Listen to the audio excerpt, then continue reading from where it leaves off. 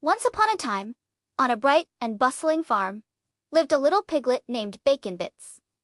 Now, Bacon Bits wasn't just any piglet. He was an adventurer, a dreamer, and most importantly, a connoisseur of the finest, squishiest, most glorious mud puddles. His favorite one, the Great Muddy Marvel, was a magnificent pool of ooey-gooey perfection right next to the big red barn. One sunny morning, Bacon Bits woke up with a wiggle and a stretch, ready for his daily splash. He trotted happily towards the barn, his little tail wagging with excitement. But when he got there, he stopped.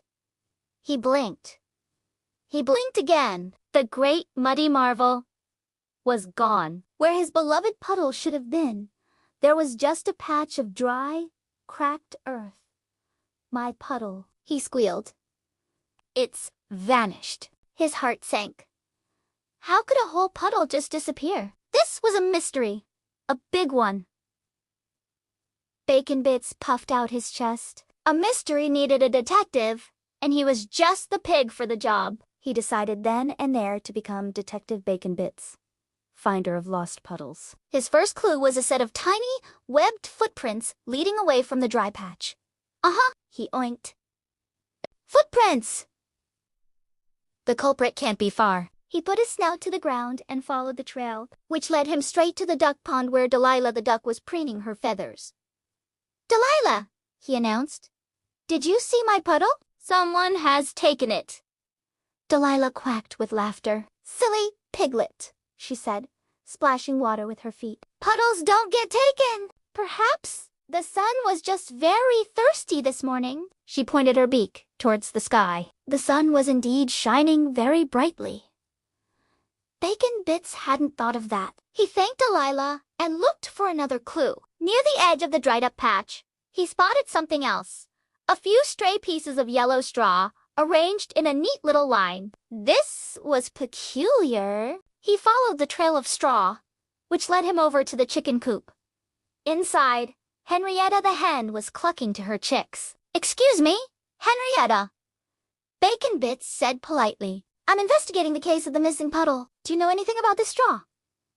Henrietta peered at the straw. "Oh, that's from Barnaby the Scarecrow," she clucked. "The farmer gave him a fresh stuffing of straw this morning. The wind must have carried some away." She pointed a wing towards the cornfield, where Barnaby stood tall, looking much fluffier than usual.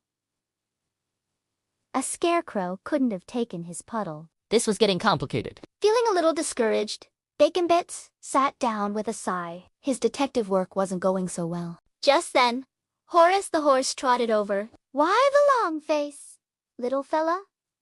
He neighed gently. Bacon Bits explained the whole story of the vanished puddle, the webbed footprints, the straw, and his failed investigation. Horace listened patiently, then looked thoughtfully at the sky. "You know, Bacon Bits," he said wisely, "sometimes a mystery has more than one clue, and it takes more than one detective to solve it." Delilah was right about the sun, and Henrietta was right about the straw. "But there's one more piece to this puzzle." He gestured with his head towards the farmer's house. "I saw the farmer with a big green hose early this morning, right where your puddle used to be. He was watering his new vegetable garden." Suddenly, it all clicked into place. The sun had dried up his puddle. The farmer had used the rest of the water for his thirsty plants.